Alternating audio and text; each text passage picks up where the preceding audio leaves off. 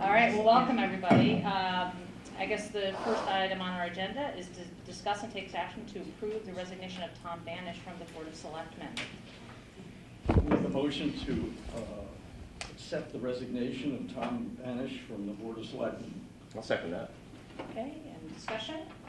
Just want to thank Tom very much for his service to our community as both first selectman and more recently as selectman, and we wish him well in his new position in Hartford. I would like to echo that as well. I think Tom has given a lot of years to the town of Madison, and I think we certainly have benefited from his generous service to the town, and I think we're all very thankful. So appreciate and wish him well in his new endeavors. Any other comments? All right. All in favor of accepting the resignation of Tom Banish from the Board of Selectmen, say aye. Aye. Aye. Okay, great. All right, moving on. Discuss and take action to approve the appointment of Bruce Wilson to the Board of Selectmen. I'll make a motion to approve the appointment of Bruce Wilson to the Board of Selectmen. I'll second that. Bruce is one of our most dedicated public servants. Do we have a second? Yeah, I second that. And I guess I'm just beyond excited that Bruce is joining us back again. We got to say some kind words when you left, but now it's fun to have you back again. Now we can go back and banter again.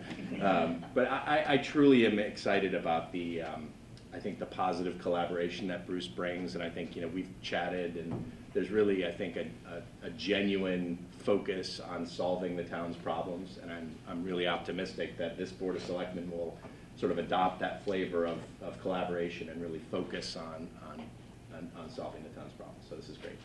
Great. Yeah. Any other comments? Great. Welcome Bruce as well. Motion or all in favor? Aye. Aye. All right, great. Motion Hit. passes. So quickly moving through, and now we move right into this is got to be one of the speediest appointments. Just swearing in of Bruce Wilson to the Board of Selectmen by Nancy Clerk, or Nancy Martucci, our town clerk, and she happens to be right here.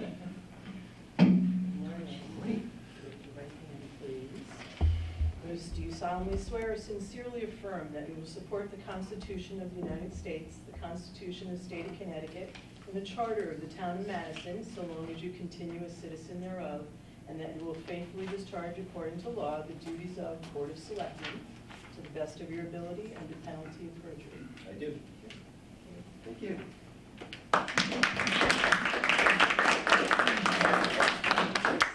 Bruce, you want a picture? Or?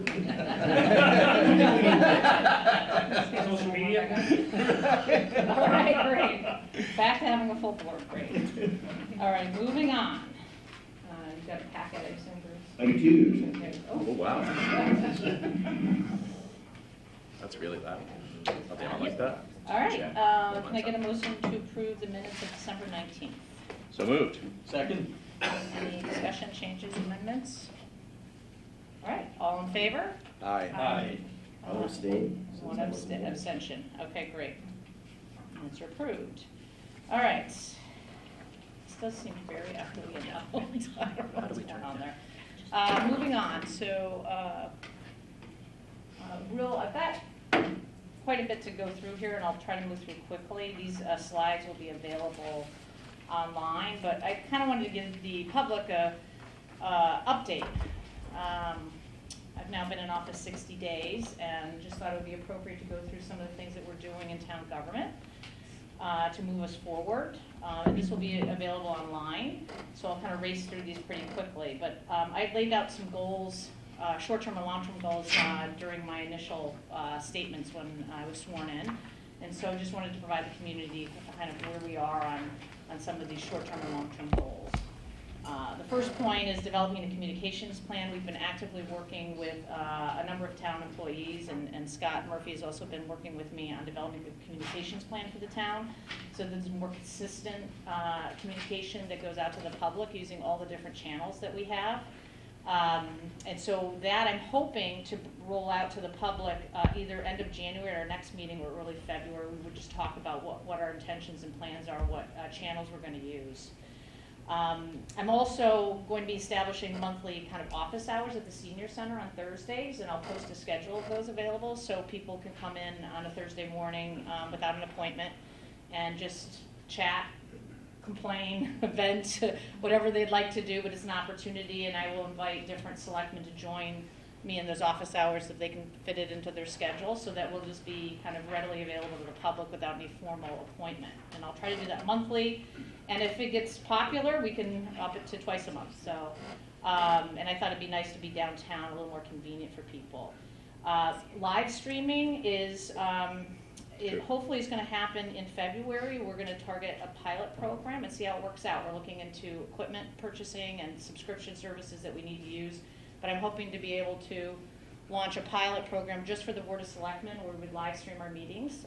So that hopefully will be available soon, and I'll post on the website when we're going to start doing that and what the schedule would be. But I think that'll be a great opportunity. We'll see how it works. We'll try it for 3 months and see if people are using it and like it, and move on from there. Also, another thing I'd highlighted was constituency management, and we're actually looking at a process right now. We actually have a lot of resources internally to track complaints and issues, whether it's a pothole or a tree or a citizen concern, but it's kind of fragmented throughout town government, and so we're going to try to create a singular tracking system, ticketing system, and we have the resources to do that through our online site, but we've never really pulled it all together and to have a formal report, and so that we can monitor and track, so that people feel that they're getting some sort of response when they reach out to town government. Exploring best practices in government. I think we launched last month our Government Studies Committee, which is going to be the precursor to the Charter Review Commission, but part of that is going to be looking at how other governments in the state of Connecticut function, how they're structured, and also just best practices. And that includes things like how you appoint boards and commissions, as well as, the Ethics Commission, which is something that had come up, and I think many citizens feel that our town is lacking in that area. So that's kind of launched, and that committee, we're doing I think interviews are scheduled now to start in the next week or two for that committee. Academy Center, we've been doing a lot of homework here in town government, working with Dave Anderson and also the Academy Committee about different feasibility options for the building, in addition to community purposes, adding, making it a center of arts, culture, and education, as I talked about in my opening statements, and we're still exploring that. And I'm hoping to go through a timeline of where we are in that process at our next meeting. And that'll give a little bit more detail about what we're thinking about and what the timeline would look like for Academy. The Island Avenue, as you know, we're in process of negotiating a lease renewal, and then we've also established a future use committee. So that's been launched, and those interviews are also going to be. And the nice thing about both these committees, we got a lot of applications. Yeah. More than twice as many applicants for the number of seats, I think, for both committees. So each, yeah. It's great that people are reaching out and starting to participate. I think Bruce and I are going to be doing those interviews, so we'll, now that Bruce is seated, we'll start getting that scheduled. Okay, great. So resolving beach management issues. This was something I highlighted when on my first day, and I've been working closely with Scott Erskine, and also the Beach and Rec Commission has been working hard. They launched a survey to get public feedback. And so we're looking right now, and it's going to be part of the budget process, about how we offer, the appropriate service model during the summer, and that including staffing of lifeguards and gate guards, and that will be part of what we're going to be proposing in this year's budget in the next couple of weeks. Beach and Rec actually voted last week to recommend terminating the contract with Passport Complex. So we won't be using that vendor anymore, and so we're looking at other options. I think I mentioned in one of our meetings, and Scott will be talking later as an update in our on the agenda. But we're looking at using our own software. Has the ability to possibly do beach passes, so we're looking at that, and we'll talk more about that later. We're also, I think the stickers. People just seem to love the stickers in this town, and I think the survey supports that, and that's something certainly I heard over and over again over the last 6 months from the community. So that will be part of any system that we put forward. I think the idea is stickers plus online purchase, and we're looking into how to make that happen. So, and that does require a new process for the town if we do that. And so, you know, ideally, I'd like to roll out in February to the town a new operational plan for the summer this year. And that would be happening sometime in February if we can get some questions answered and issues resolved. And then finally, we're going to be looking at our software interface. I think the survey had come back and indicated that, and I think just through my own personal experience and anecdotally, many people struggle sometimes with the Beach and Rec software. And so we're looking at how we can tweak that. A lot of it just has to do with this, the interface that we have, not necessarily the software itself. And so that's something we're going through and looking at. And then I think also we need to start focusing on what programming we offer. So those are what we're doing on beach management. Long-term goals. I've laid out a number of long-term goals, strategic plan. And I think this is going to be a longer process. You know, typically a strategic plan would be anywhere from six months to 18 months. And I know we have a start of that from the previous administration, and then we also have a lot of other plans. So right now I'm just kind of figuring out what we have and what departments are doing what. There's a lot of studies out there. And so it's kind of been interesting to see what we already have in-house and trying to pull that together. But ultimately, my goal is to roll out a community-based strategic planning process in April that would walk through how we would structure it and how we would involve the community in the strategic planning process. So I just wanted to take the time to really think it through and work with other board members before we kind of full forward to launch that process. And kind of reinvigorate basically what has been started last year, but layering a little bit more onto that. School facility plan, that's going to be a big topic of discussion this year. And I think both myself and other board members, we do have new people on the board, just trying to get our arms around what the current proposal is on the table right now from the Board of Education. And then also just, you know, the CIP is going through that process right now and looking at it. And the plan is to go to referendum in 2020. And we'll talk a little bit more about timeline later in this meeting about the referendum timeline. And then lastly, improve town management, which I highlighted some of the short-term things we're doing to do that. But I think overall, you know, the theme is what I'd like to do is develop kind of an operational excellence advisory council to the first Selectmen office. And one thing I found throughout the campaign and now and living in town, we have a lot of people with an incredible amount of skill sets that own businesses, built businesses, that fix businesses. And so I'd like to tap into some of that intellectual capital and bring that to take a look at how town government works and how we operate. And so using some of their advice and ideas, try to apply that to, you know, how our town government functions and is organized and works. So we're doing, there's a lot of initiatives we started already under this. I spoke about the constituency piece, but also there's the project tracking mechanism. I think there's tons of projects going on, and a lot of times we don't quite understand where they are in the process. Have they been completed? So just bringing that out into the open so that people understand where things are, and that's part of communication as well, letting the public know where their tax dollars are going and if things are getting accomplished the way they hope they get accomplished. Another recommendation I'm making in this budget is a purchasing sourcing professional, and you'll hear more about that in the budgeting process, but basically improving our overall RFP process and then how we source things in town government. I think that'll help with transparency, and it should also save us money. Right now things are done on a department by department basis, and so this is trying to bring together a large part of our budget under a professional management area. So developing better processes so that we make better decisions. So those are just some of the things that we're looking at doing, and I think it's going to be an ongoing thing throughout the next 12 months about how to improve town management, because we do, I think, have great people working in our organization, and I think we just maybe need to think about things in a new way sometimes, and that's what I'm trying to bring to it. So So that was kind of a long first select moments update, but I thought it would be helpful, and this will all be available online this afternoon. I'll post these slides so for the public to see. Okay, moving on, we go to liaison and selectmen comments. Oops. You want me to start? I do. So couple of things. So one, we've been meeting as a CIP. I think we've met, Aaron and I are both on the CIP. We've met 2 or 3 times now, 3 times maybe.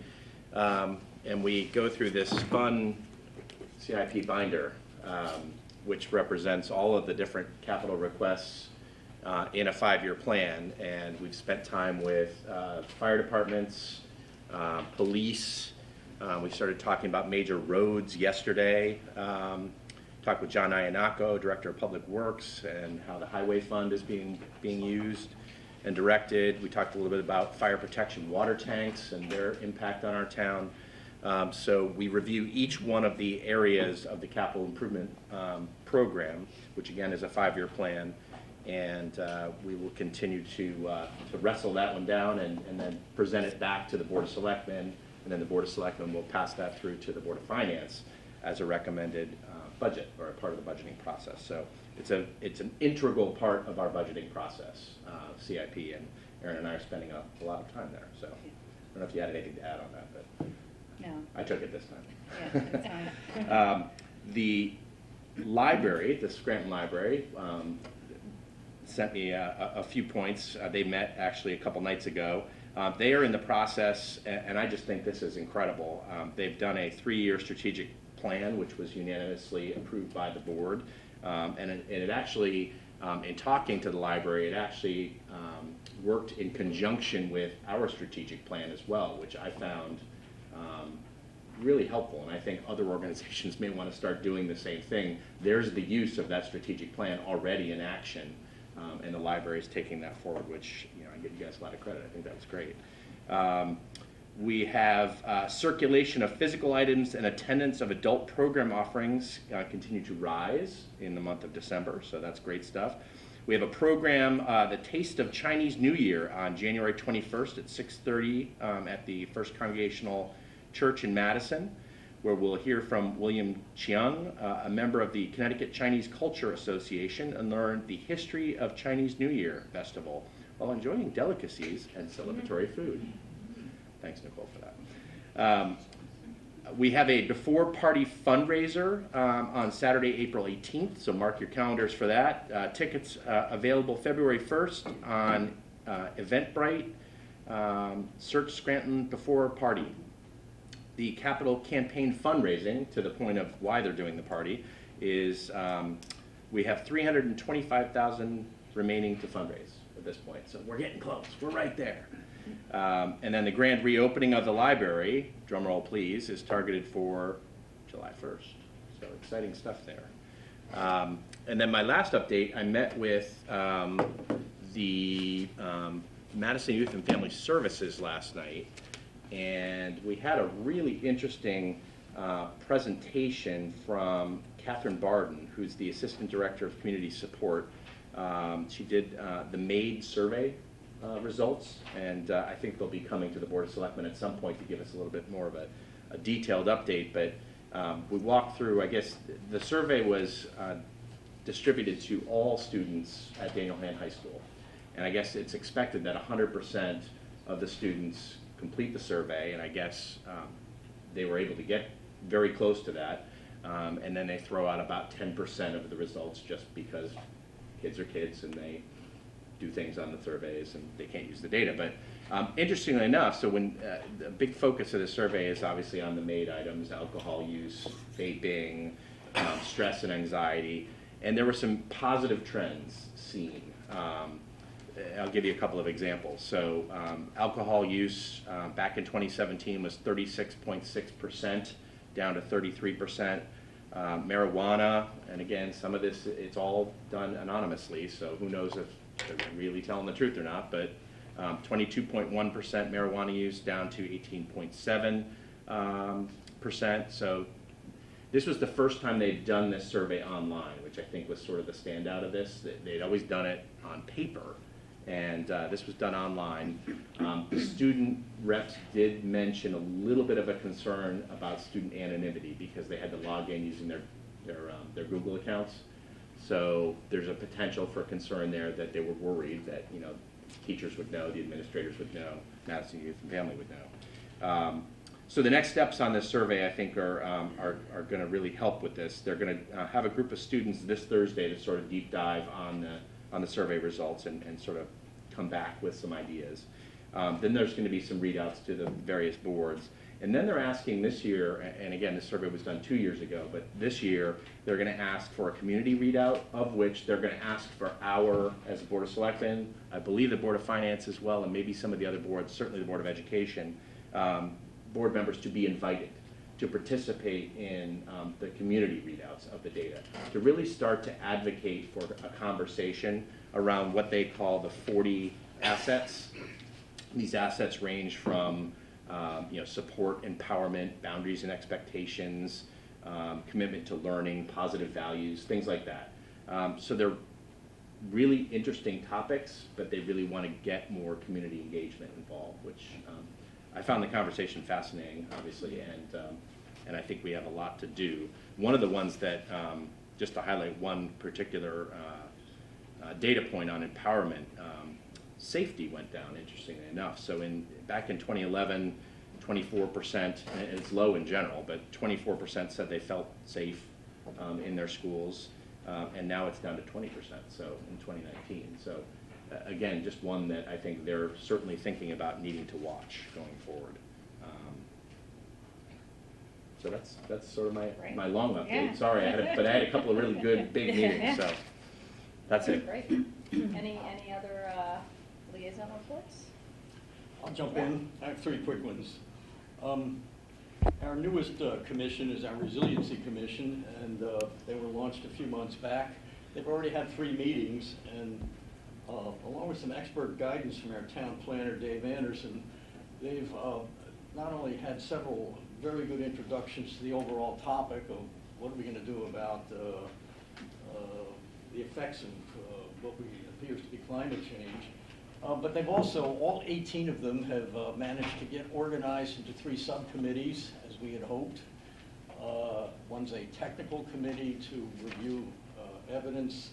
A second committee has to do with communications to the public to make sure that the findings of this commission are well understood by everybody, both as taxpayers and as individual property owners in town. And the third of the committees is a sort of a policy committee trying to figure out what recommendations to make to town government and to property owners about what appears to be happening. So they are well launched, and I think they're scheduled to give us a 6-month progress report sometime in the next few months. Second thing I wanted to cover was the Zoning Board of Appeals had a very lengthy session last night regarding a proposed, an application for a proposed marina at the Route 1 Madison-Guilford line. I'll let Dave Anderson cover that later in the agenda. The final thing I wanted to report on is I'm technically not a liaison to the Madison Land Conservation Trust. I am a board member of that trust, but there was a newspaper article, I believe in the Patch over the last week, which may have confused some of the public. It certainly confused me. The state of Connecticut awarded $480,000 for the purchase of a piece of property here in town. And the article seemed to indicate that the award was made to town government. In fact, the award was made to the Madison Land Conservation Trust. So I just wanted to clear that up. It's a piece of property in North Madison which the trust is attempting to purchase, and these funds would go a long way towards helping with that purchase. But no final negotiations have taken place yet, so that's still off in the future. That's all I have. Thank you. Okay, great. No, I appreciate it. Now, Erin, no? No, most of my time has been spent at CIP and Yeah. stuff. I totally stole her thunder, I realized afterwards. All right, great. We'll coordinate. I have one more, sorry. Can I do one more? Yeah. So I felt bad. I was looking at Kirk back there, and I did go to the Board of Ed meeting, so I wanted to give them their props and kudos. But so the Board of Ed actually, one of the big items, which I think is tremendous, is they passed their budget, which then will obviously be sent to us to look at. But the budget that was proposed was a 1.59% increase over a flat budget last year. And what ultimately passed was a 1.09% budget that focused on various incremental items. But you know, I think all of the board, you know, it passed unanimously, but all of the board felt like it was a very responsible budget based on all the things that are going on in the school system today. So it's good to go. Yeah, okay, good news, okay, great. All right, any citizens' comments? No? Okay. Yeah. We answered all their questions. No, we did. All right, moving on to an update on the library building project from the library building committee. Great. And I didn't steal any of your thunder, No, so I thought you were going there. Yeah, I didn't. I stayed away. I saw you there. Yeah, exactly. So I think everyone has a schedule, there's a package in your package. Make sure something happens before I start. You got one? Yeah, you got it. You got it? Do you mind just telling the public who you are? Right. Yeah. Yes. So I'm the chair, I'm Graham Curtis, I'm on the building committee. There are several members of the building committee, most of the building committee members are here, actually. We might actually have a quorum, so we gotta be careful, so spread out. So actually, I think he saw we were here and he left. This we have Chip from Colliers, who's our OPM, who, you know, I'm sure you people are very familiar with Colliers. We also have the Board of Trustees represented here by Nicole. So that's who we are. So it's been about 6 months since we appeared before you. So Scott thought it would be a good time to come in and kind of explain what's going on. Actually, things are going well, quote. So it's kind of boring. So I wasn't sure, you know, what to say to make it a little interesting for you. So I think we talked about maybe implementing a parking pass system at the library. So might stir things up a bit, but we decided again. That was a little joke. Stickers work though. Sticker, yeah, we can do that. Yeah. So the schedule, if everyone has a copy of the schedule in front, I'll just kind of walk you through the schedule. So a project like this consists of basically 3 parts. The first part being the design, the middle part being construction, and the third part basically me moving in and getting the building operational. So we are most of the way through. So in line 1, building construction. So the construction of the building is scheduled to be completed on or about the end of March. So everyone who's walked by the building, they've seen the building, you know, we're getting close to the inside, and then some people have been able to tour the inside of the building, but it's getting there, we're doing the finishing, so we're getting very close. So that's the schedule. There's always a few bumps, but otherwise things are going according to plan. And we're on schedule, on budget. You know, there's still contingencies and things might still come up, but that's the plan. So the second item, so now that the building will be done, FF&E, furniture, fixtures, and equipment is that. We're procuring that equipment, the furniture is being bought, the technology is being bought, so we're going through that process. So that process, probably going to start moving that equipment in mid-March, and the plan is to have that completed by the end of May. That's just the shelving, the desks, the office equipment, some of it moving, you know, that was moved off-site coming back in. The next, and also on that, I'd like to mention there's an on-site fundraiser. Mark your calendars for April 18th. The plan is, hopefully, if everything goes according to plan, we'll have a fundraiser there. Instead of having it off-site and pay for it, we'll have it on-site, give people a chance to see the building for the first time. A lot of people, maybe raise some of that $300,000 that we're still trying to raise. So, the bricks are still available, I believe, so. And a couple golden shovels. And naming opportunities also, if you want to name an elevator or something. So the fourth item, after that, and then the remaining, number 6, site and final landscape construction. Obviously, we can't do the final plantings and things like that in the summertime, in the wintertime. So the plan is to come in, probably starting in end of March for 6 weeks of construction to finish the plantings and all the sidewalks and pavers that are on the site. So that's the plan. That'll kind of conclude Enterprise Construction's contract, and then we should be done. At that point, we're ready to start moving and transitioning in. So the plan as of now is to transfer the books and periodicals between mid-May and mid-June. and that's like a 3 or 4 week period of time. Some of the lot has been stored off-site, some is stored in the North Madison library.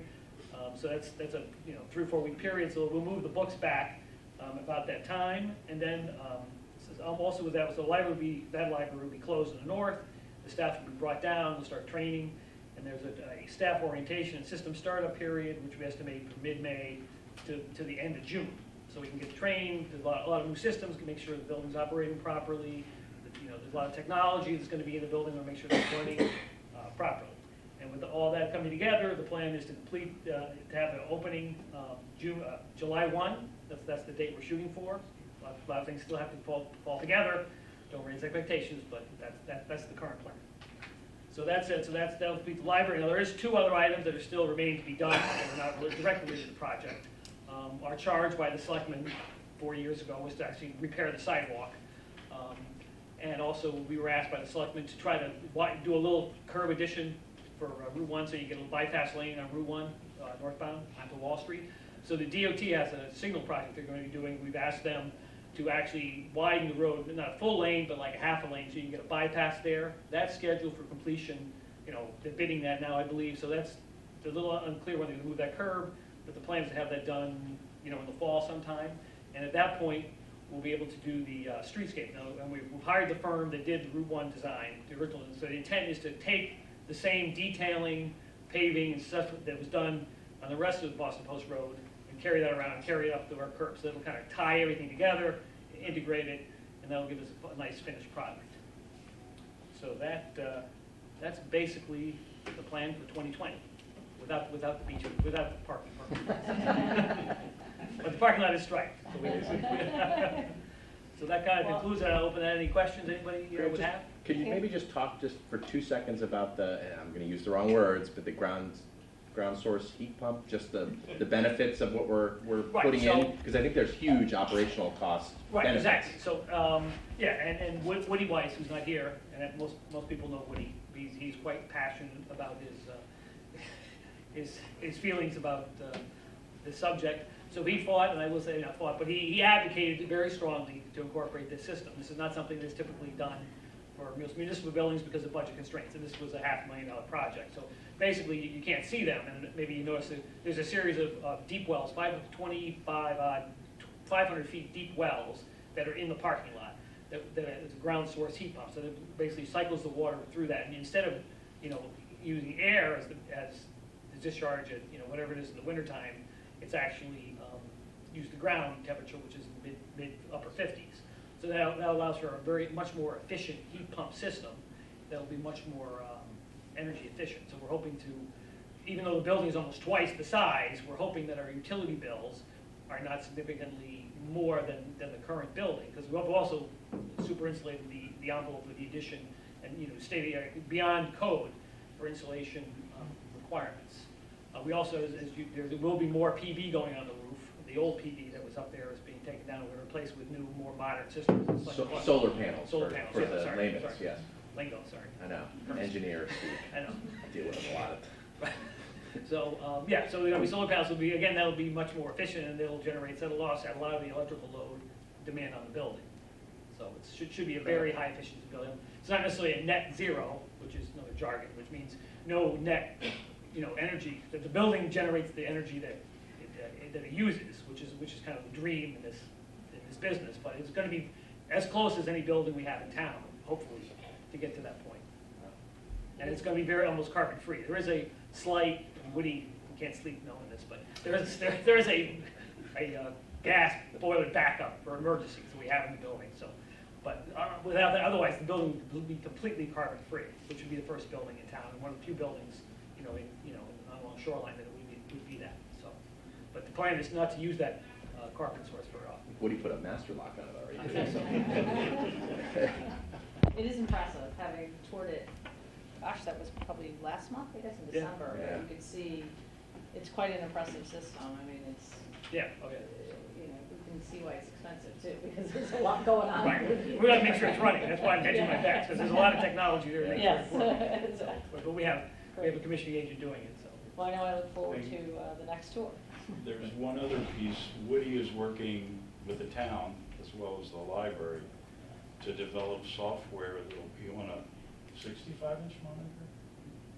Just as you walk in to the left, it'll explain exactly what's happening at that time with the PV, with the ground source heat pump, how it changes in seasons, how it changes during the day.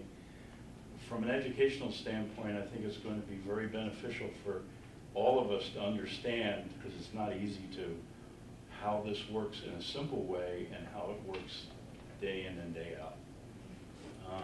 And we're going to, the intent is to share that with the town in developing the software. It'll be used here as well when the ground source heat pump and the PVs are done. I don't know where you're going to put the monitor, but that's, Woody wants monitors everywhere, telling everyone what he's doing. Yeah, and actually just to highlight the fact that we are going to be, this was already approved in last year's budget, I think, and they're bidding out right That's right. now the installation of the same geothermal Ground source heat pump. ground source heat pump system. They have to come up with something catchier for that, but and that'll be for town campus. That's the replacement heating system here. So you know, it'll be interesting to see. Definitely will certainly help on the operational cost side for this building. Amazing update. Yeah.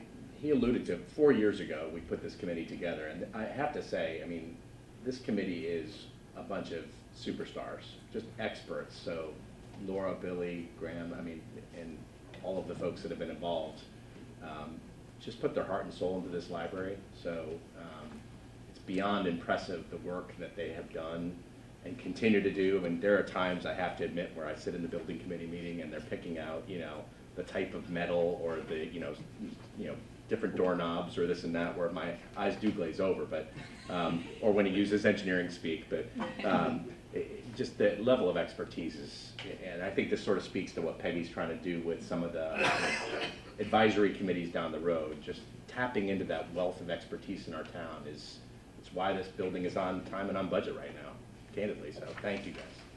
Great, And thank Henry, you. and obviously Henry as well. All right, thank you. Thank you. Okay, appreciate that. Okay, next is discuss 2020 election and referendum timeline.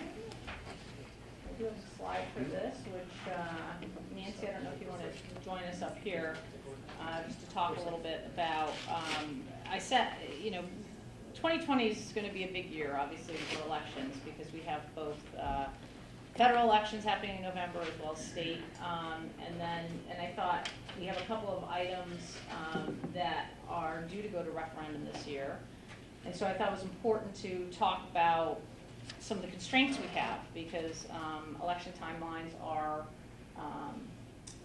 regulated, obviously, and so we have to be mindful as we go through this year about what we're going to put on what ballots, what issues, concerns we need to worry about, and what the timeline looks like.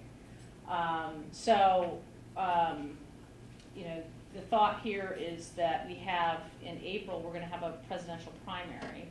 And so some of the things I learned about is that we have, you know, constraints in terms of timeline to get something. I know people have talked about, well, why don't we use the presidential primary as putting forward something referendum on that date? And so we're unfortunately, I don't know, Nancy, if you want to come over and join us up front. Sure.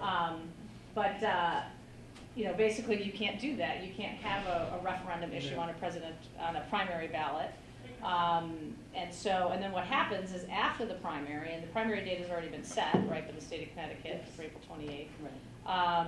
Then you actually have to lock the voting machines for a period of time. So we can't actually use our tabulators for another election. So that affects our budget referendum date. So kind of having to work through this whole timeline for the year to figure out, you know, when are we going to have the budget referendum? When are we going to have potential referendums for academy as well as for the school facility plan? We had to kind of lay all this out and figure out what decision points we have to make during the year in order to be prepared for those things to go onto the ballot. And so this kind of lays out, and TC stands for town clerk, by the way. Nancy had put this together, but I think it just highlights these constraints. So as we move into the earliest date we could have a budget referendum then for this year and we'll be voting on later, I think, the updated budget schedule, is May 19th because of these requirements Right, for the state charter. statute. Yeah, there's a lot of restrictions in the charter, so. And so I think that having worked through the timeline and then particularly and then having the voting machines locked, the decision, the thought process was May 19th was really the only workable date because it has to happen in May, right? And it has to Yes. be the last. It has to happen before May 25th, and because of hearings being specific to the last week of April, it really, and then it has to be, I think it's like a 20-day period after that. There's really only, at any given year, there's really only 2 weeks that it can happen. It's the second and third week of May.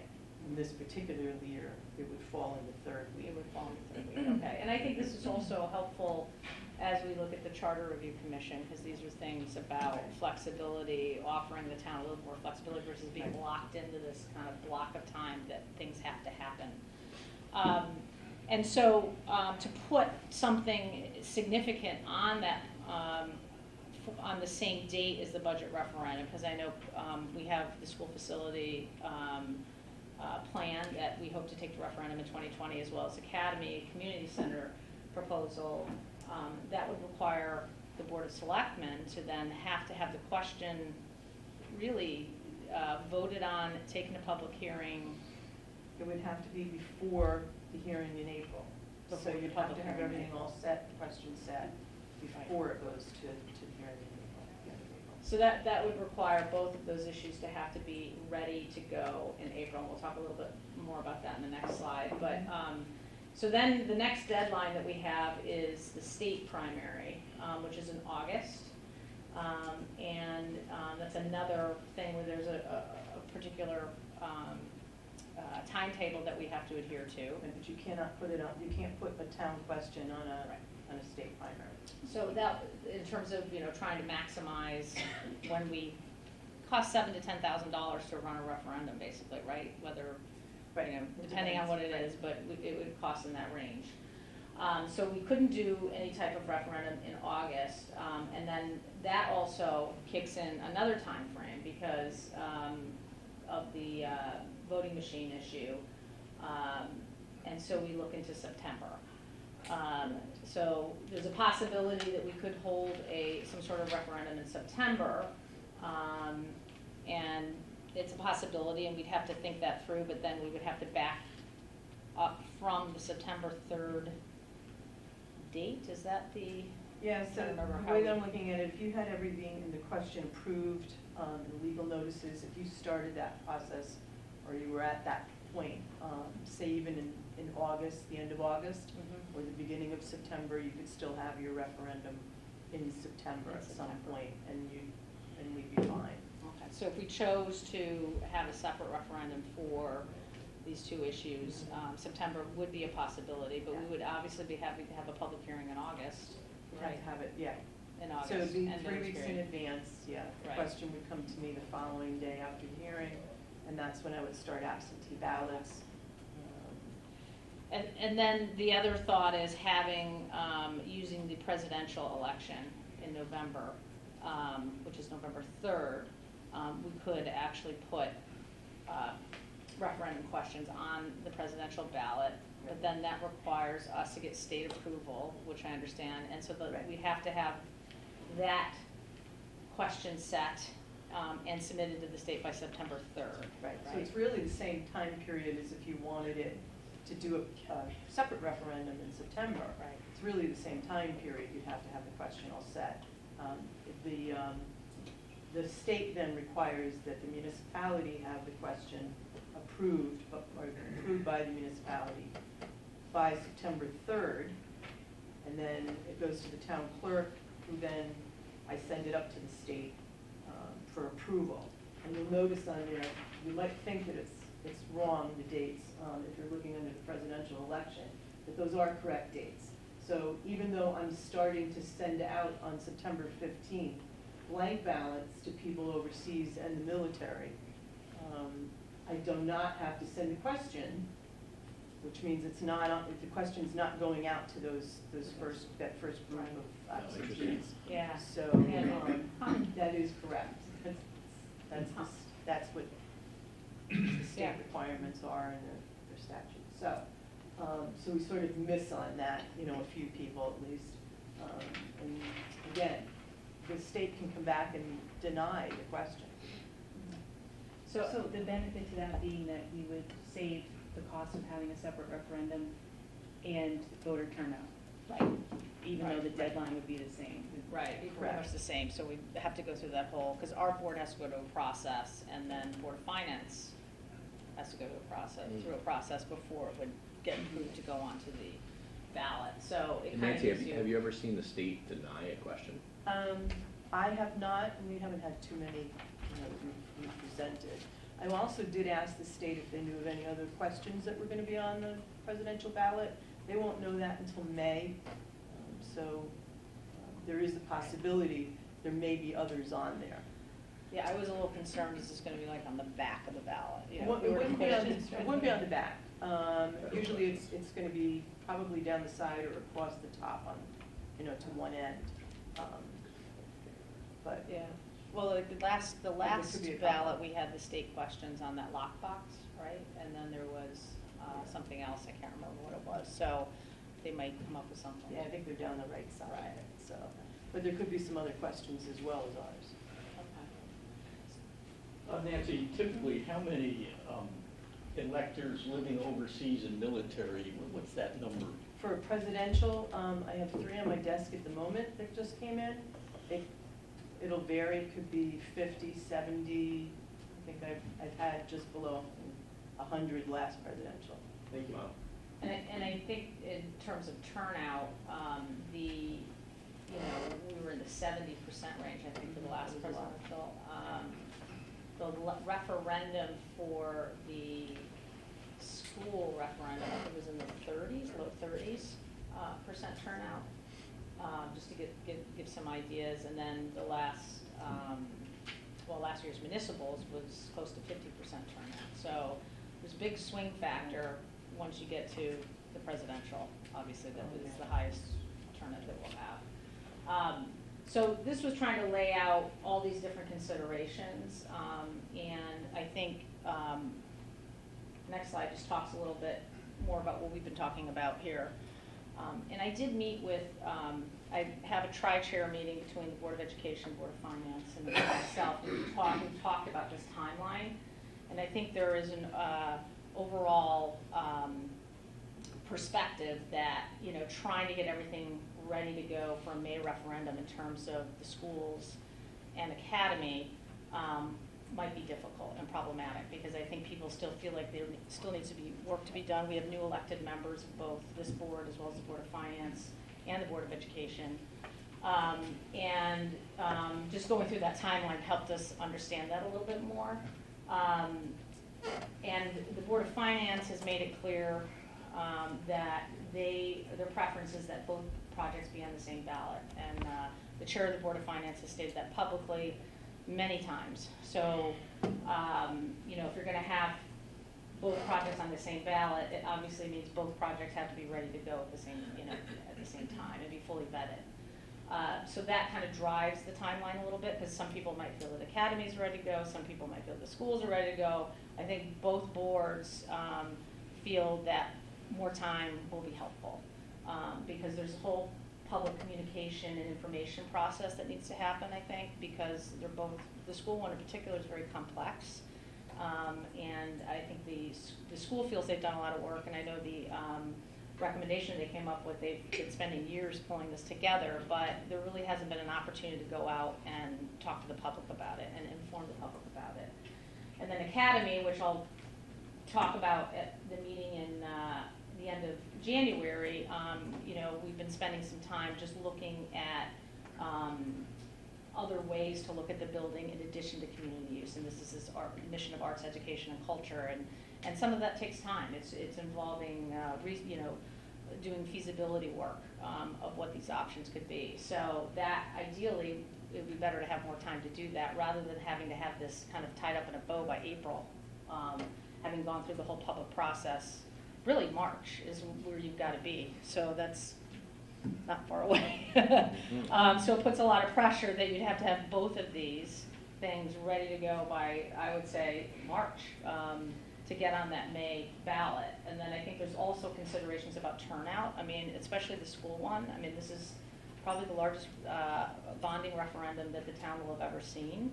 And to have that along with the academy project on the same ballot as the operating budgets of the town, I think is a lot for the town to reflect on. And unfortunately, our turnout for our budget referendums are not that high. I mean, they've been anywhere from 9 to 14%, I think, Yeah. in that range. Now, obviously, this might increase turnout. Say we even got up to the 30% range that we did for the last school referendum.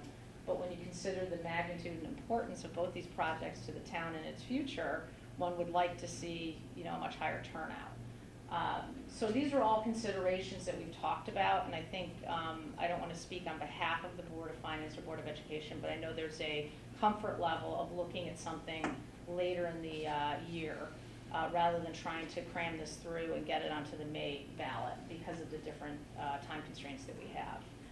The Board of Finance, I think, will be talking about that. I see Jude is here. Is that on your agenda for tonight, the referendum timeline? Okay.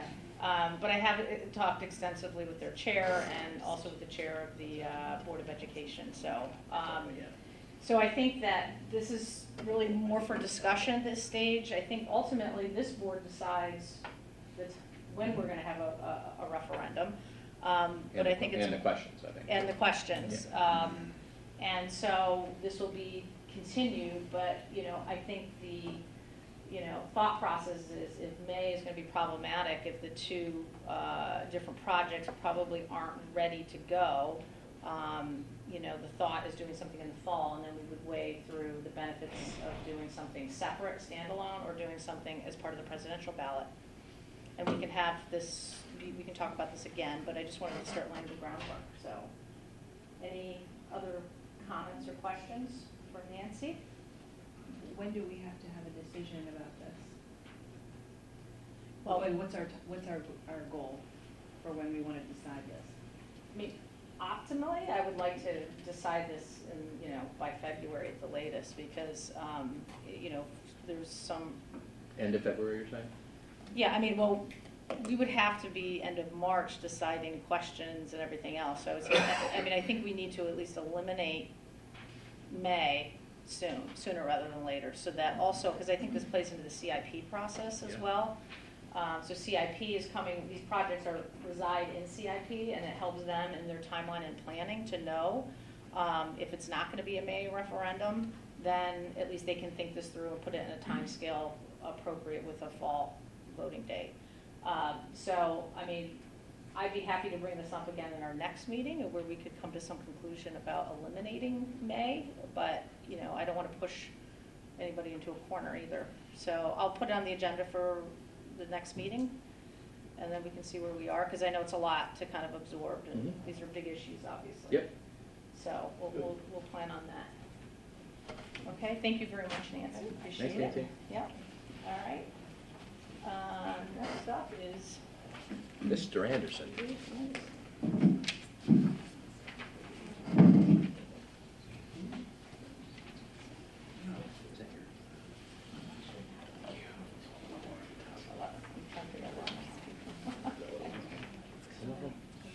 So I know that you had a fairly lengthy agenda, so I was thinking I'd provide you a fairly high-level overview, and then I'm happy to go into further detail on any of these projects or come back with additional information, but I'll kind of go through it and then see where we're at. So I broke it up into recently completed projects, some stuff that's under construction, some stuff that's at the planning and zoning or approval stages, and then some projects that are in the pipeline. And the projects that are in the pipeline that I'll discuss have been discussed publicly.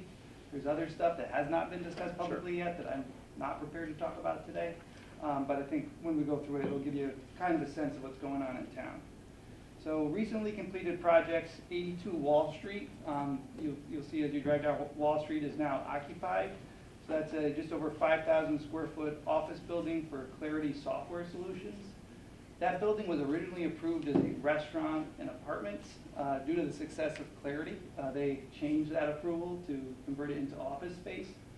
My last check-in with them, they had approximately 150 employees, and they're continuing to grow. I've had conversations recently that leads me to believe that they're intending to grow even further in town, and so they're looking at what opportunities might allow them to do that. So I think that's a successfully recently completed project that I wanted to bring to your attention. Project's currently in construction just down the street at 64 Wall. There's a proposed 6,000, or an approved 6,300 square foot addition to the rear of the building. And the reason for that addition was the tenant Zero Gravity Marketing that's in the current building was growing. And they were at a point where the building couldn't accommodate their growth. So they worked with the property owner, worked with the town to get an addition approved. So that addition will facilitate Zero Gravity's continued expansion. I believe they're at 70 employees today, some of which work off-site, but they're continuing to grow. And so that is under construction now. The foundation's in the ground, and they're moving towards construction of that project. 175 Fort Path Road is owned by Milano Development. And there was a 3-building office commercial complex approved, so the total building allowed on that property is just over 39,000 square feet, so it's a large project. And there's also 2 small self-storage buildings totaling 3,300 square feet. So the first of those 3 buildings has been constructed, and it's getting ready to be leased. The other 2 buildings are slated for the future, but if you've ever gone to Orchard Park or any of other Milano developments, there's a variety of tenants in there, some office use, there's fine woodworking people, so there's a whole host of different things, and there's, kind of in some ways serves as an incubator space. There's sometimes where these companies start out in a space like this because it's an affordable lease, and they spin off into other things. So it's good to have that kind of space, and they're generally at a very high occupancy level, so I think it's a really good thing for the town. Our Madison Food Pantry is Yeah. in one Right, of them. right. 41 Cottage Road is near the intersection of Mill and Cottage Road, so kind of across from the entrance, northwest of the entrance to Hammonasset. There was a vacant office building on that site previously that had been sitting vacant for several years. Rich Gentile purchased that property and got approval for 2 5-unit apartment buildings. And so if you drive by there today, you'll see the 2 buildings are up. There's no siding on the buildings yet, but you can clearly see where it's at. The approval required that 10% of the development be affordable, so just one of the units will be rented at affordable rates. But the rest will be market rate apartments, which, as you know, the town doesn't have a lot of. And one of the things the Planning and Zoning Commission has been looking at over the past several years is a way to encourage development that might attract younger families or younger professionals into town, and apartments is certainly one way to do that. And so I think that's a successful project. 131 Cottage Road was approved several years ago. It was originally approved as basically, I think it was 18 condominium units, and the market for condominiums, at least for that particular project, wasn't there, so the developer came back and got it reapproved as 34 apartments. The first building was constructed and is rented out. There's 4 units in that building. The older home on the property, the red home, so this is behind Cohen's Bagels. The red home was renovated and will be 2 market rate units. The Hope Partnership, which was partnering with the Women's Institute, and they expressed some interest in Academy School, Yeah, right. is actually moving towards purchase of that project, and so they would convert the remaining units into affordable rental apartments, so at or below 80% of the area median income. So that actually is, I think, a win for the town of Madison, because it gets a fairly significant number of rental apartments in town that would have been difficult to achieve had not a nonprofit organization like Hope come in and participate in that project. So that hasn't closed yet, but once it does, they'll move towards the construction phase to finish out that project. So if you're driving around town, those are some of the highlights of what's going on. There are several projects that have been approved but have not yet gone through into the construction stage. One that's been talked about a little bit is 168 and 178 Cottage Road, which is called Marina Landing. So that is the end of Cottage Road just past the Ice House. There's an existing building on the property that houses a business called the Boat Center.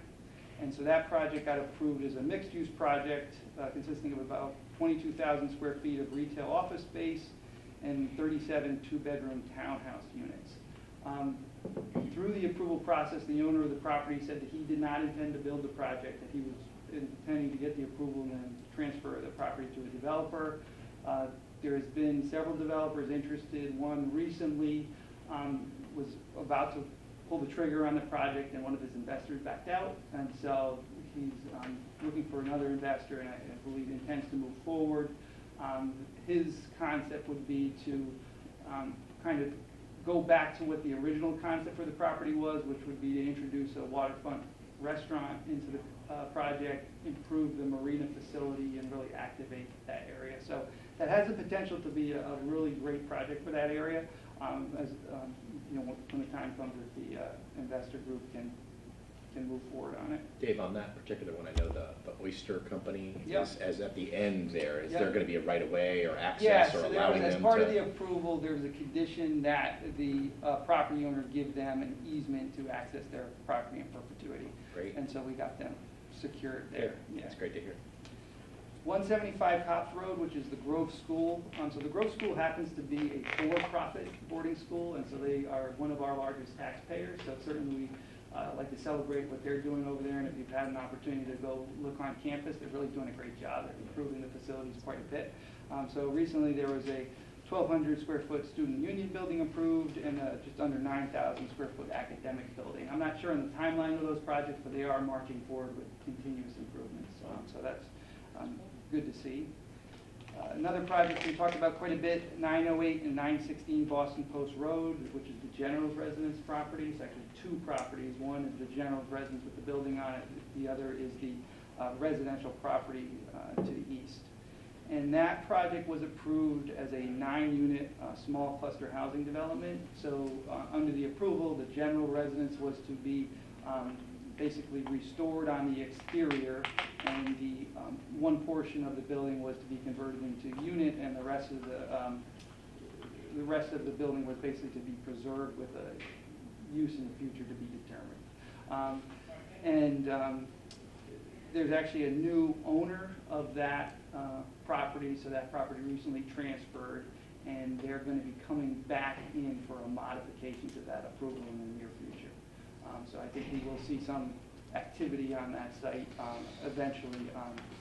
And so. This is the one right on the corner, right? Correct. Yeah. Yep, correct.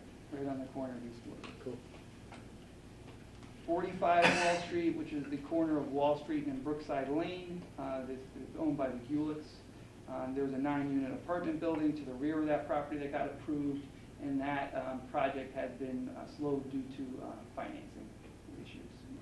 And so there is still an intention to move that forward, but there just hasn't been able to secure the financing for it yet. 8 Old Route 79, which is the foundation that is across from the ambulance garage. So that's been a long time in that state. So the owner of the property had tentatively secured a bank tenant, which was what the project was approved for, built the foundation, and then the bank tenant backed out. And so recently we actually had an application that got submitted first to the Zoning Board of Appeals for a medical office that had some interest in moving in there, and kind of at the 11th hour they backed out due to some issues with the cell tower on the property. And so they're still exploring tenant options that they might construct a building and lease it. They're exploring selling the property, so it's been a difficult one to get off the ground. Projects that are in the pipeline, Al mentioned before, 4 Boston Post Road, which is, people call it the Christmas tree lot across from Friends and Company. So there's been a proposal submitted to both the Zoning Board of Appeals, which met last night for 2.5 hours, as Al mentioned, and then the Planning and Zoning Commission. So in 2016, the property owner submitted application to both the Army Corps of Engineers and DEP for a 45 slip marina off that property in the East River. So that 45 slip marina was approved. So the DEP and the Army Corps of Engineers approved the docks. And so now his application before the town boards and commissions is the upland support for that dock system. So there's a 1,900 square foot building proposed that would house a marina office and restrooms. There's also a component that kind of the maximum intensity of the building would include potentially an apartment and a 20-seat restaurant. So there used to be a building on that site historically. When Route 1 got relocated further to the south, the building was taken by eminent domain. It's no longer there. So they had a septic system on the site previously. They worked with the State Department of Public Health, and so they're constrained to that building footprint that existed there previously, and so that 1,800 square foot building footprint is fixed really by the State Health Department and their septic system. There's been a lot of attention on this project, obviously due to the kind of environmental sensitivity of the site. So the DEP has submitted some comment on it as part of the coastal site plan review. Madison Land Conservation Trust has submitted some comment on it. Our Conservation Commission reviewed it. I don't want to oversimplify things because it's a very complex issue, but generally the developed portion of the property, which would include a parking lot along the frontage of Route 1 and the building, has been met with some support, I guess, certainly from our Economic Development Commission. From a business standpoint, they're excited to see that area get activated. Our Conservation Commission didn't have much issue with that portion of the project. I guess the southern portion of the project, which is closest to the tidal wetland, is proposed for boat storage, and there's been a lot of concern about the amount of fill that's being placed on the property to facilitate that boat storage, as well as the materials that are being used to support the slope. So I expect that the Planning and Zoning Commission, when they meet on Thursday, will at the very least continue this, because there's, I think, some open-ended issues. It may actually get tabled from this Thursday to try to resolve some of the comments that have been brought forward through both DEP and the Land Trust and Conservation Commission. What did CBA do last? So ZBA, there was some setback variances that were requested as part of, so the way the marina is going to operate is there's a boat davit, a little crane that's going to pick boats up from the parking lot and drop them in the water, and that's how it was approved through Army Corps and DEP. There's a retaining wall that supports that boat davit so that it can be close to the water. So the retaining wall needed a setback variance to be close to the water. There's also a boardwalk that's being proposed that encroached into that side yard setback. And finally, we have a 50-foot coastal resource setback for buildings. And so the building was proposed to be, basically half of the building was within that setback under the proposal. And so the Zoning Board of Appeals had a lengthy hearing last night to determine whether or not to grant those variances. And they did grant the variances. The Planning and Zoning Commission still has discretion and authority to allow or to, I guess, require the applicant to move it further away from the resource if they felt that was appropriate. So they're still evaluating that project. So the Zoning Board of Appeals basically grants a degree of flexibility into the site plan, but it doesn't kind of guarantee the approval as it was presented to them last night. The final approval. Yeah, so the Planning and Zoning Commission still has a lot to say in terms of how this project will, if it gets approved and how it will look. So that's been, it was a fairly well-attended hearing, and I said it was lengthy, and we were in here late last night. And I expect the Planning and Zoning, to be honest, to be lengthier. I think it's more complex. ZBA had a very discrete charge in terms of what they needed to look at here, so it's going to be ongoing. 155 New Road is a project that I know has been talked about a little bit. It's the corner of New Road and the Hammonasset Connector. Peggy and I got on a call last week with the property owner who has a potential tenant, and when I say potential, we're number one of 3 of their choices. And so the tenant, we were asked not to disclose, and I asked again because I'd like to disclose, but I've been kind of sworn to secrecy because they're, if we release the information, I'm afraid it will jeopardize the potential for them to move here. So it's a biotech, bioscience related corporate headquarters of a company that's growing, and really interested in kind of establishing a presence in Madison. We expect that the company is going to make a decision sometime in March.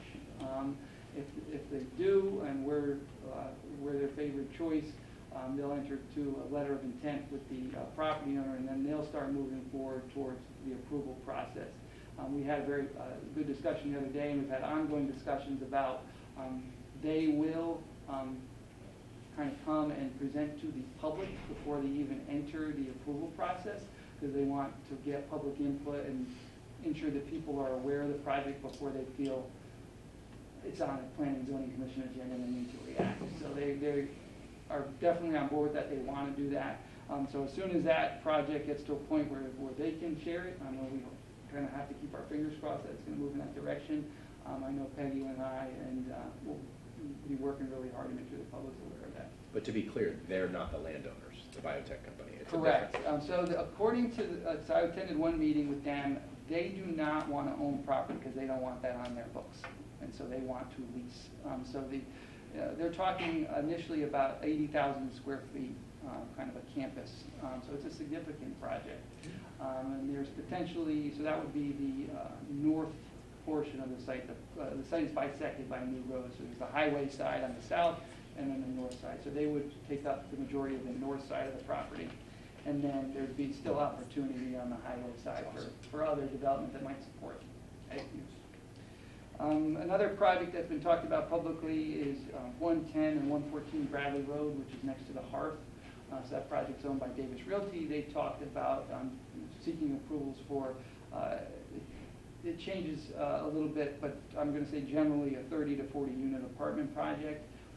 May incorporate some first floor commercial, but still to be determined. So that project, in talking to Jerry recently, he intends to bring forward hopefully this calendar year.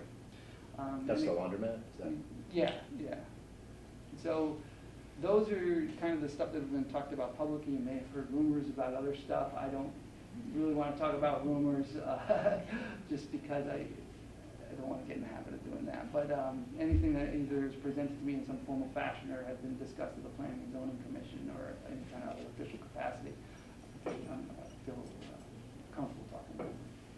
I think this was very helpful. Yeah, this is great. Yeah. You almost can't ask any questions, it's so helpful. Well, and I It's so think, detailed. I think this is the type of thing that would be helpful to just keep this going, you know? Yep. Keep updating this Good. list and, you know, maybe quarterly, you could come and present to the board about where things are. And I know, as we have to recognize some of these things are sensitive issues at times, so, but the goal here is to you know, keep the public informed and let them know what's happening, and because I think sometimes people do feel surprised with what happens at planning and zoning because it's not on their radar screen unless you see those little tiny notices in the source. So this is an opportunity to kind of follow on along with what projects are going on in town and maybe, you know, just get a better public understanding so that the right information gets in public hands rather than rumors, as we know can happen sometimes with these. So thank you. I don't know if anybody has questions for Dave. No? Really, really helpful. Thank you. I appreciate Yeah, it. thanks, Dave, this is great. Okay. All right, so we're moving on to teaching tech. Boy, it's turning into a I gotta shorten my agenda. Sorry, folks. I was trying to get a lot done. So I think it would just be helpful, you gave us an update last time, but maybe just on this last meeting the commission had last week. Headline is. Sure. Go ahead. Well, our winter programs are in full swing now, and as a result of the feedback that we got in the survey, we've expanded gymnasium hours on the weekend.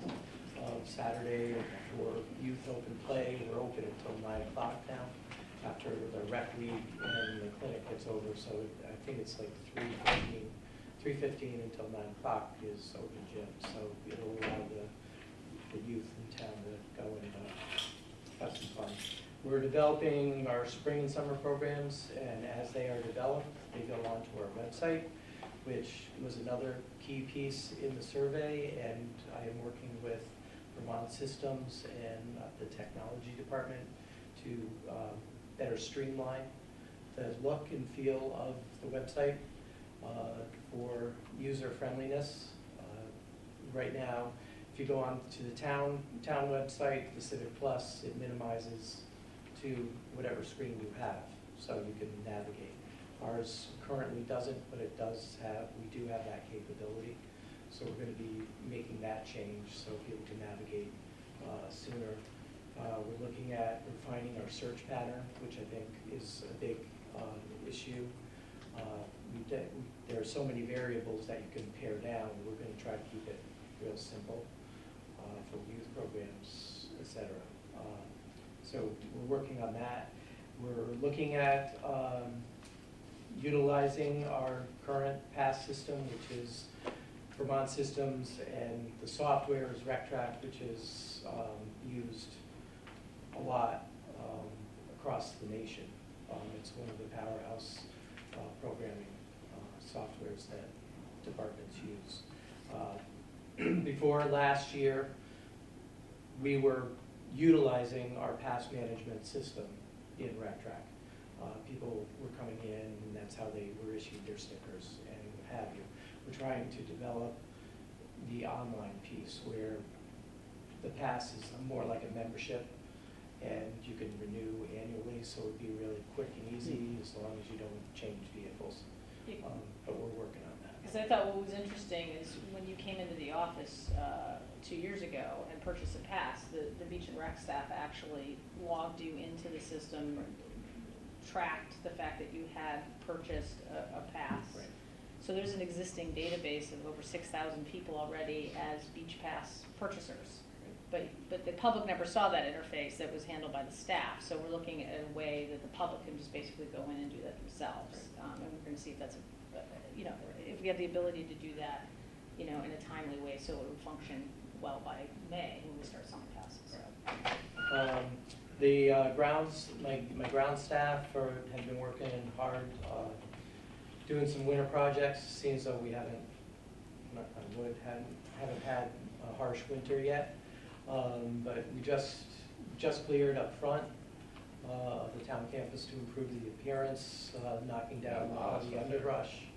We're wood chipping it, so it'll be a nicer entrance and easier for the kids to get to the snow hill when we have snow, instead of walking through the brush and briars. So we've been doing that, fixing things that got broke at the end of the fall, going through all the facilities and preparing for the spring. So that's about. Your building is up, you say your building is under construction? The building is in progress. We have the footings in, and we're working with the foundation. Came up with some issues being in a flood zone that we're dealing with, because it has to be wet proof, and we're deciding that, and the buildings are supposed to be coming next week. So they come prefab, is that? Yeah, it's prefab modular, so it's in 2 pieces, so it may be sitting on the side until we get this panned out. Will we as the public see it, or is it behind? Yes. Is it Well, it's adjacent to the tan garage, going towards Exchange Field. going towards Exchange, okay. It's on the north side, Okay. the higher part of the. So it's not necessarily taking away parking per No. se? No, parking for You like, guys. trucks, but that's that. Really helpful, So, thanks. and I think, as I mentioned in my update comments this morning, that the idea would be in February that we would roll out a plan for summer of 2020, and Scott has been working very hard on, it's complicated, as you'll see through the budgeting cycle, also putting how the staffing's going to work, how the, at both beaches, or all 3 beaches, what we offer. There's a cost associated with that as well, and so I think we as public officials have to weigh that, knowing that the public wants lifeguards, wants gates guards, and wants stickers. So we're trying to make it all happen, but also do it in a cost-effective way, and we're looking at different ideas for that. So, so you'll see more of that to come. Any questions for Scott? Yeah. Scott, I wonder if you could give us an update on the building at Salt Meadow. What's the status of that? At 10:30 today, we entered into an agreement with a consortium. You guys approved it when Tom was here.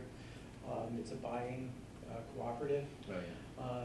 Located in Texas, and I have to go through an orientation webinar at 10:30 in order to do a purchase directly with the manufacturer of this building that Mhm. the committee has endorsed. It's a picnic pavilion with bathrooms, ladies' room, men's room, unisex, family room, and a small janitor's closet to support that. But it'll be located closer to the kiosk at Salt Meadow, and the picnic end of it will be looking out onto the river.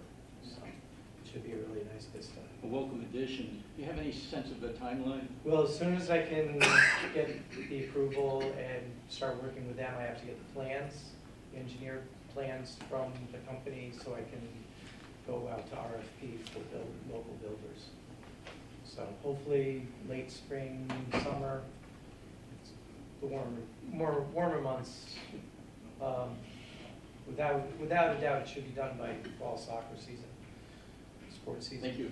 Yep. Great. Okay, so I guess the next item on the agenda involves Scott as well. Discuss and take action to approve a request from Beach and Rec to purchase a V-Box spreader and cover for buildings and grounds. So moved. Second. Okay, discussion? Let me just give a quick. Sure. A V-Box spreader is basically a salt sand spreader that we utilize in parking lots. And right now we have, the department has one, which is actually it's owned by the town, but was Public Works, so we only have one spreader for all the areas. And this will help us get around faster. It'll go on one of our 550s, and the other one's kind of falling apart a little bit. This one's poly, and it has a nice top to it, so it should last for a good number of years. And you also have the library you're going to be handling as well, so this would be helpful for that. Where will that be stored? Well, it goes on a truck, and it'll be at either inside here at campus. We have a lot of equipment in there, or behind the tank garage at the circle. Thanks, Scott. It might be helpful for the public if you describe what are the driveways and parking lots that you're responsible for. Well, we do town campus, police station, senior center, sidewalks in front of Memorial Hall, all the way up to Academy, and Academy up to Bradley Road. We do the ambulance garage. We do the old Route 79 bridge sidewalk. We do the Horse Pond Bridge sidewalk. At the east end of town, we do the Monroe, on the east side of Monroe Building. We do that sidewalk all the way out to I think it's Bank of America, the white one at the end, right at Stop and Shop. We plow the parking lot behind town, and we're also on my guys are on 3 routes in town assisting the highway department, of which we don't sand. But this will give us the ability to, on the smaller streets like Webster and Penn Road, some of the beach roads where the bigger trucks have a little difficult time getting to. So. Scott, can you just make it explicitly clear for the public, because this came up on social media about downtown. Plowing the sidewalks is up to the businesses, correct?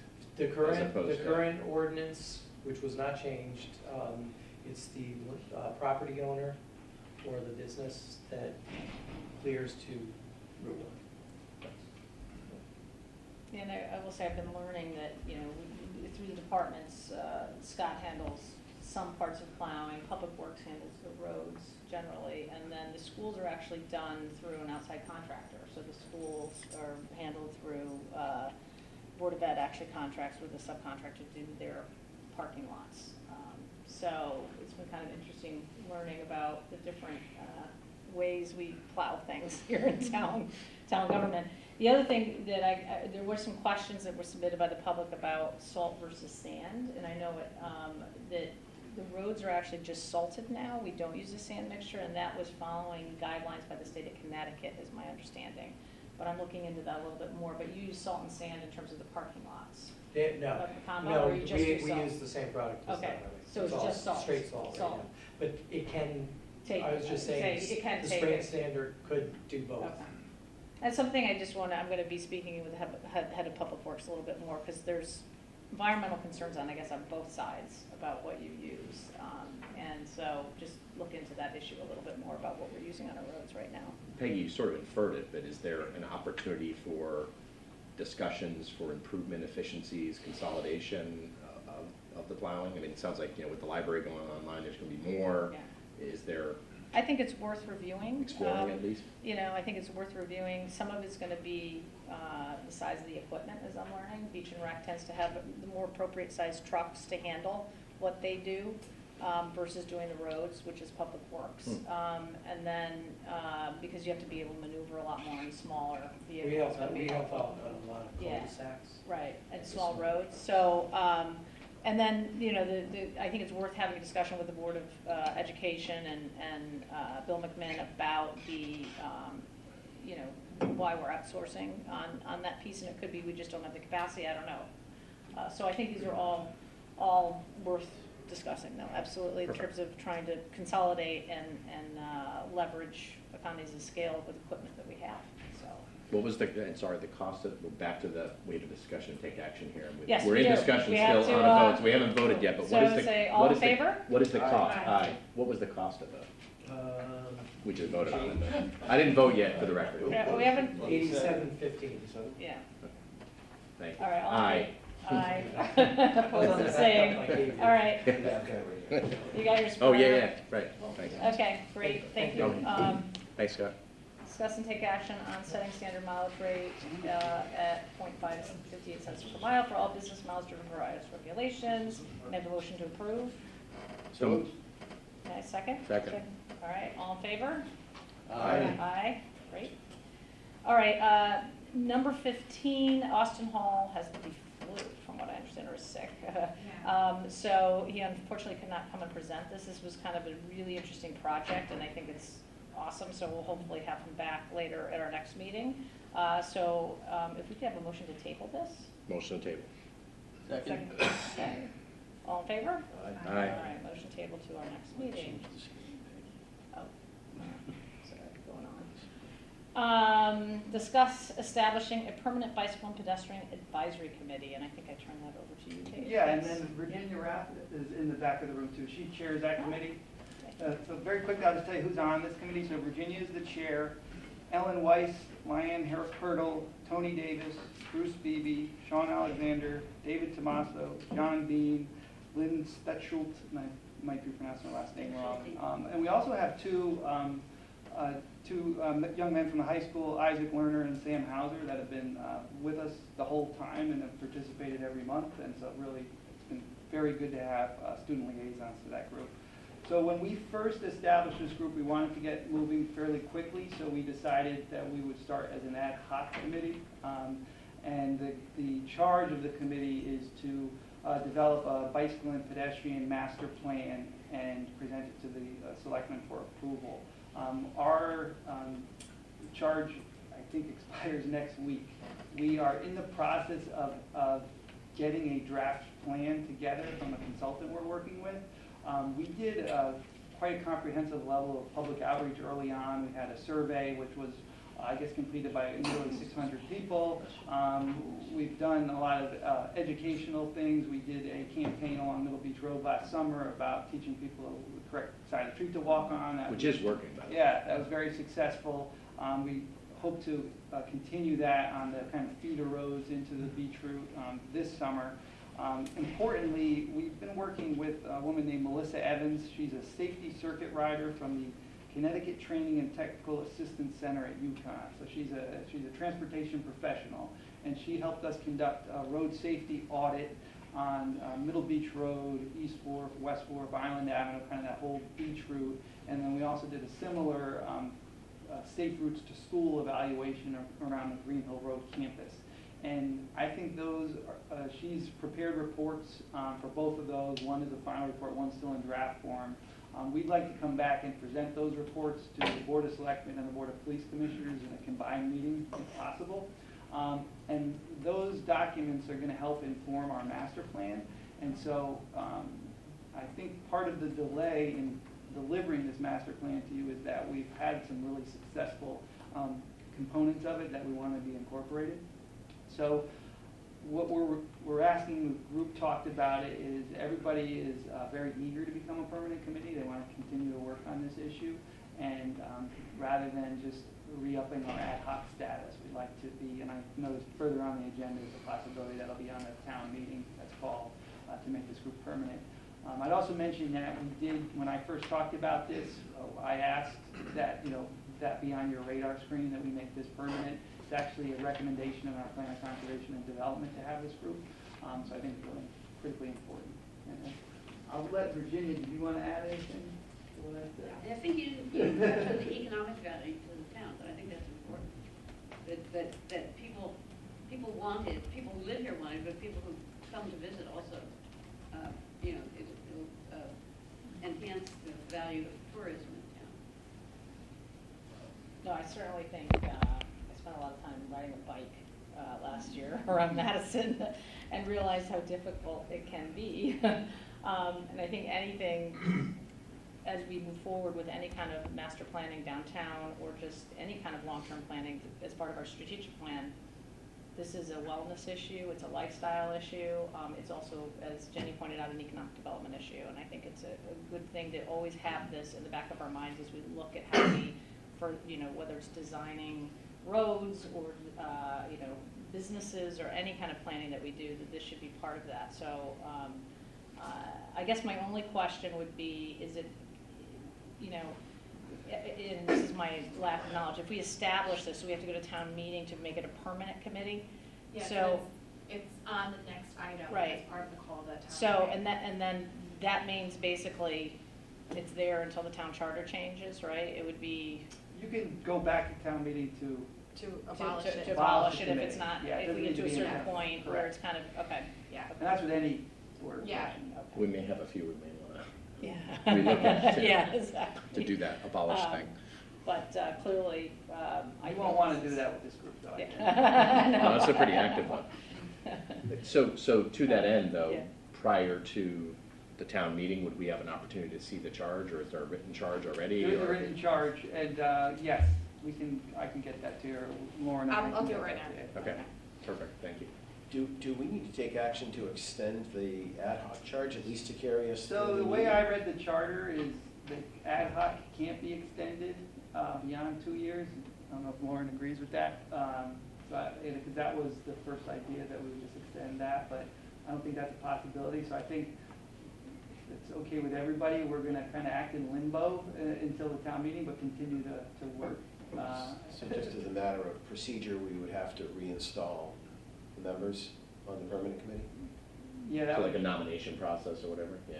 So what we would do after the town meeting, when it's officially approved, is on your next agenda, we would add an item to appoint the members, and we would just keep the same membership as long as they all were willing to serve.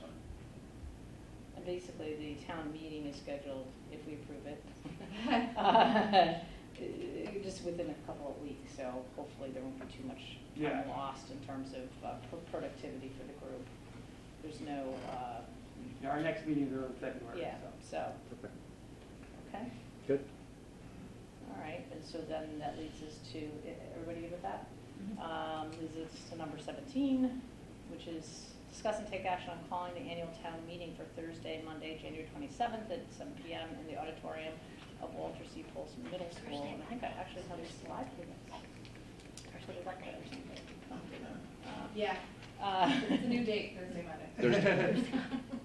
Oh, It shooting should for be Thursday, Monday, Monday. It's Monday, January 27th, right? Yes. Monday. That's funny. Yeah. I didn't even see Did that. I fix it? I think I fixed it when I put it on my slide. So, in the event of inclement weather, the meeting will be held on Thursday, January 30th. The purpose is to review the state of the town report, review the 5-year capital plan, to receive the annual report of the permanent boards, commissions, agencies, committees, and audit report, blah, blah, blah. Take action to establish a permanent bicycle and pedestrian advisory committee. And so basically, this is something by charter that we have to do on an annual basis. And so this date is basically, we're gonna have a Board of Selectmen meeting at 6, and then adjourn to the town meeting at 7, and then re-adjourn to the Board of Selectmen meeting afterwards if we need to. Yeah, we've done that in the past. Yeah, so. So moved. Okay, second. Second. Any more discussion or questions? No? All right, all in favor? Aye. All right, great. And so we will put notice on the website, on Facebook, do all the proper notices. This also has to be by going into the paper, I think, as well, It will right? be in the New Haven Register on Thursday. And Okay. will be also published again in the Source next Thursday. Okay, great. All right, discuss and take Well, and action. again, all these slides will be up later too on your, you Yeah. said you're publishing this one. Right. Discuss and take action to appoint Henry Griggs for the municipal historian for the town of Madison, term to expire December 31st. So moved. Second. Okay. This is the real Any controversial. discussion, one. Henry? Yeah, Thank you. Henry, I don't know. Do you want to just spend 1 second saying what you do? Yes. 1 second.